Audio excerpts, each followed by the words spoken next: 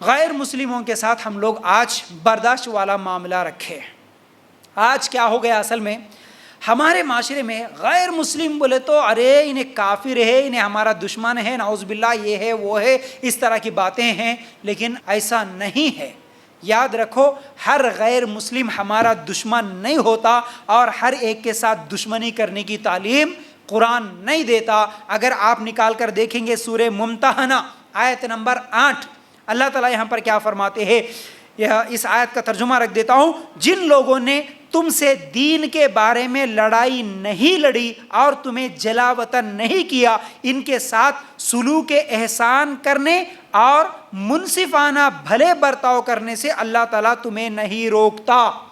یعنی جو دشمن تم سے لڑتا نہیں اور تمہیں جلا وطن، یعنی اس زمانے میں مکہ سے نکلنے پر جو مجبور نہیں کیا، یعنی تمہارے کو یہاں رہنے سے باہر نکالنے کی دھمکی دینے والا، تمہارے زبردستی کرنے والا، تم سے لڑائی جھگڑا کرنے والا نہیں ہے، ایسے تمام غیر مسلموں سے تم انصاف کرو، تم اچھے تعلقات رکھو، تم اچھا برتاؤ کرو، ان کے ساتھ دوستی کرو، گناہ نہیں ہے، وہ تمہارا دشمن نہیں ہے۔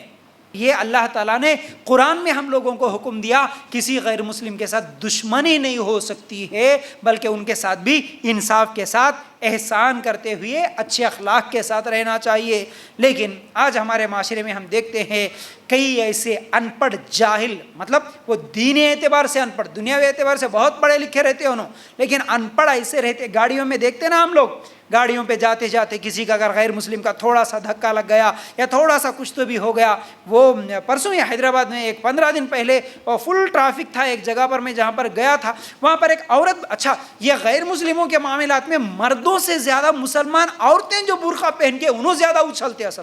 میں جہاں تک دیکھا،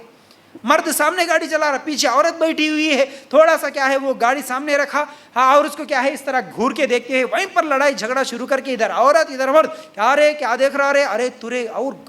پتہ نہیں گندی گندی باتیں بولتے ہوئے ادھر انہیں بھی شروع ہو گئے ادھر بھی شروع ہو گئی، ایسا گھورتے ہوئے ایک دوسرے کو وہاں پر دیکھنے کے لیے کیا ہے وہاں سے اس کے لڑائی جھگڑا کرنے کے لیے تیار ہو گئے۔ وہ بیچارہ کیونکہ خاموش،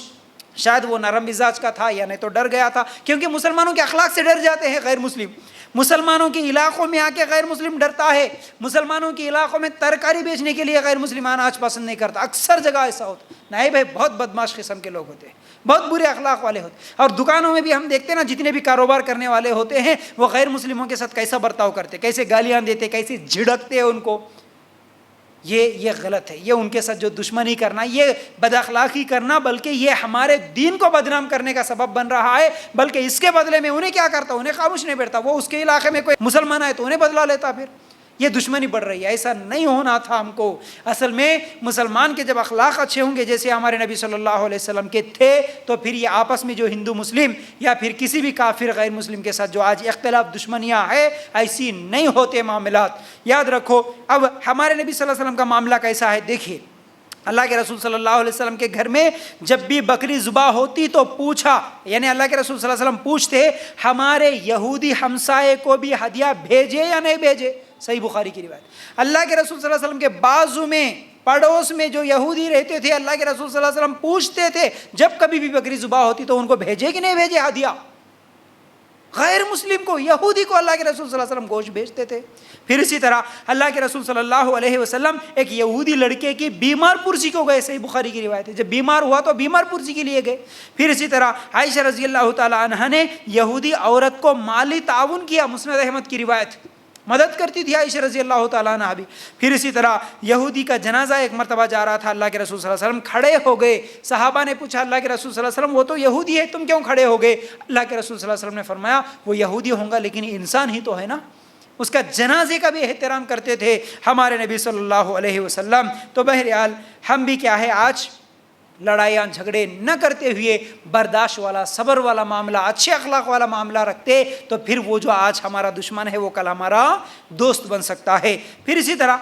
دوسری چیز، خاندان اور رشتہ داروں کے ساتھ برداشت۔ خاندان میں برداشت کیسے ہو؟ نبی کریم صلی اللہ علیہ وسلم کے پاس ایک آدمی آیا، آ کر کہتا ہے اللہ کے رسول صلی اللہ علیہ وسلم میرے کچھ رشتہ دار ہیں جن سے میں تعلق جوڑتا ہوں تو وہ تعلق توڑتے ہیں، اور اسی طرح کیا ہے میں نیکی کرتا ہوں تو وہ برائی کرتے ہیں، میں معاف کرتا ہوں وہ بد اخلاقی کرتے ہیں۔ یہ تمام چیزیں بولنے کے بعد اللہ کے رسول صلی اللہ علیہ وسلم نے فرمایا اگر تو ایسا ہی ہے، یعنی تو جو باتیں بول رہا اس بات میں تو اگر سچا ہے تو یہ اصل میں تو ان کے منہ میں جلتی ہوئی راکھ ڈال رہا ہے، اور ایک مددگار جب تک تو ایسا کرتا رہے گا اللہ کی طرف سے ایک مددگار تیرے ساتھ رہے گا۔ صحیح مسلم کی روایت۔ مطلب کیا ہے؟ اس میں کئی سوالوں کے جواب ہم لوگوں کو مل جاتے ہیں۔ آج بہت سارے لوگ یہی سوال کرتے ہیں، ہمارے رشتہ دار ہم کو دیکھ نہیں سکتے، ہمارے رشتہ دار ہم سے جلتے ہیں، ہمارے رشتہ دار ہم سے دشمنی کرتے ہیں، ہم ان کو سلام کرے تو انہیں جواب نہیں دیتے، ہم اچھا کرنا چاہ رہے تو انہیں برا کرتے ہیں، وہ ہمارے اوپر جادو کراتے، یہ کرتے وہ کرتے، جتنے بھی لوگ جیسے بھی باتیں بولتے ہیں نا، اگر اس بات میں ہم سچے ہیں کہ کیا ہم حقیقت میں ہم ہمارے رشتہ داروں کا بھلائی چاہتے ہیں اور بدلے میں وہ اگر ہماری برائی چاہتے ہیں تو اس کا فائدہ کس کو ہوگا؟ ہم کو ہی ہوگا۔ جب تک ہم ہمارے رشتہ داروں سے اچھا سلوک کریں گے، اللہ تعالیٰ ہماری حفاظت کے لیے ایک فرشتے کو مقرر کرے گا، اور دوسرا ان رشتہ داروں کے منہ میں راکھ کا مطلب جہنم کی آگ ڈال رہے ہیں، ان کے اس بدسلوکی کی وجہ سے وہ لوگ جہنم میں جانے والے بن رہے ہیں، اور ہم لوگ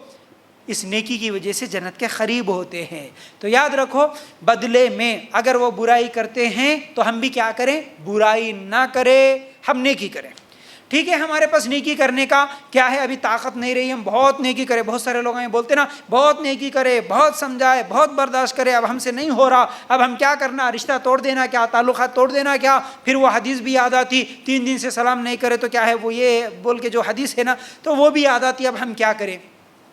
یاد رکھو، 3 دن سے زیادہ کسی کو بات کرنا یعنی سلام کرنا، بات چیت بند کرنا جائز نہیں ہے، یہ مسئلہ ہے۔ مطلب کسی سے بھی لڑائی جھگڑا ہو جائے، 3 دن کم از کم غصہ اور ناراضگی رہے، اس کے بعد ایک دوسرے کو سلام کریں۔ ٹھیک ہے، اگر تم ان کے ساتھ اچھا ہی نہیں کرتے تو کم از کم سلام تو کرو، سلام تو کر لو۔ ٹھیک ہے، ان کے مجلسوں میں نہیں جا سکتے، ٹھیک ہے، ان کے گھروں میں نہیں جا سکتے، تو تعلق توڑ لینے سے بہتر ہے کم از کم سلام دعا کی حد تک تو رشتہ رکھنا چاہیے۔ ٹھیک ہے نا؟ تو ایک دن آئے گا ہماری اچھائی کی وجہ سے وہ جو ہمارا دشمن، وہ جو ہم سے بغض رکھنے والا رشتہ دار کل ہمارا دوست بن جائے گا۔ ٹھیک ہے، پھر اسی طرح کیا ہے، رشتہ داروں کا جو معاملہ ہوتا ہے تو وہاں پر کیا ہے، ہم چھوٹی چھوٹی باتوں میں بلکہ ہمارے رشتہ داروں کو لے کر تو ہمارے پاس اتنے مسئلے ہوتے ہیں، اتنے جھگڑے کرنے کے ہم لوگ موقع ڈھونڈتے ہیں۔ ہمارا جو آج مسلمانوں کے جو اخلاق ایسے بن گئے، اصل میں کسی کی شادی میں بھی جاتے ہیں نا تو اس نیت سے جاتے ہیں کہ کوئی موقع ملے ہم جھگڑا شروع کریں، موقع ملنا بس جھگڑا کب شروع کرنا، بلکہ خاص طور سے کون جاتے ہیں؟ گھر کے دامادان جاتے ہے نا، گھر کے دامادوں کا جو خاص طور سے جو بڑا داماد ہوتا پھر اس کا الگ ہی رہتا، اس کے بعد دوسرا ہوتا اس کا الگ ہی رہتا، پھر اب وہ گھر میں جس کی بھی شادی ہوتی یعنی سالے کی شادی، سالی کی شادی، اگر کچھ بھی ہے نا تو جب ان کے گھروں میں جاتے یعنی تو عید کے موقع پر جب جاتے، اب ایسے اوقات میں جو ہوتا نا کہاں کہاں ان کی خامیاں ہیں وہ ڈھونڈتے بیٹھتے ہیں۔ ہاں سالے کی شادی میں میں گیا، میری تو عزت کرے لیکن میرے باوا کی عزت نہیں کرے، میری امی کو نہیں پوچھے، کھانا کھاؤ بول کے نہیں بولے، الگ کیا ہے ان کے لیے دسترخوان نہیں بچھائے، کھانا ڈال لو بول کے نہیں بولے، عزت نہیں کرے گا، اس کا ظلم۔ مطلب یہ جو گھر کا داماد ہے اس کی اماں کو، اس کے باوا کو، اس کی آپا کو، اس کی بہن کو عزت نہیں کرے تو اس کا بدلہ انہیں آ کے اس کی بیوی کے اوپر اتارتا۔ یہ اخلاق بدتمیزی، اس کو لے کے لڑائیاں جھگڑے، عزت بھیک مانگ لینے کی وجہ سے جا رہا وہاں پر، عزت مانگ لے رہے، آج بھیک مانگنے سے نہیں ملتی عزت اچھے اخلاق سے ملتی ہے۔ آپ کی عزت وہ لوگ کریں گے جب آپ اچھے اخلاق والے۔ ارے ٹھیک ہے بھائی آپ کو نہیں بلائے، ٹھیک ہے بھائی آپ کو کھانے پہ نہیں بلائے، ٹھیک ہے بھائی آپ کو کیا ہے جھک سلام نہیں کرے، ٹھیک ہے بھائی اور کچھ بھی نہیں دیا آپ کو، لا کے 10 بار نہیں پوچھے تو اس سے کیا ہوا،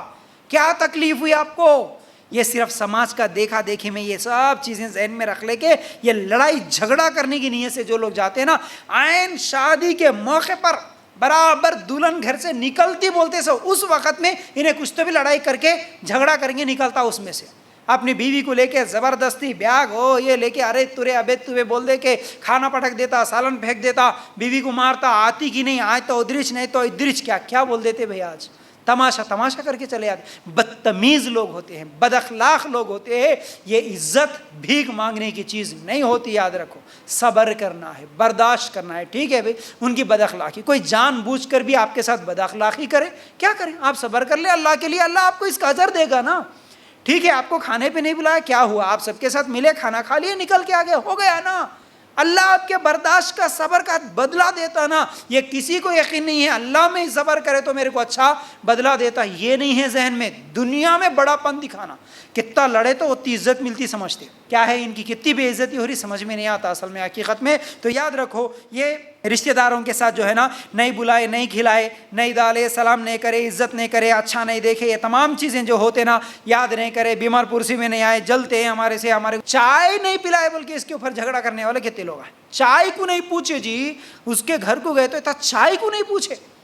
چائے کے بھکاریاں تھے تم. ہاں, اللہ کے لیے غور کرنا, اس معاملے میں جھگڑا کرتے. تو یہ بد اخلاقی ہے, یاد رکھو.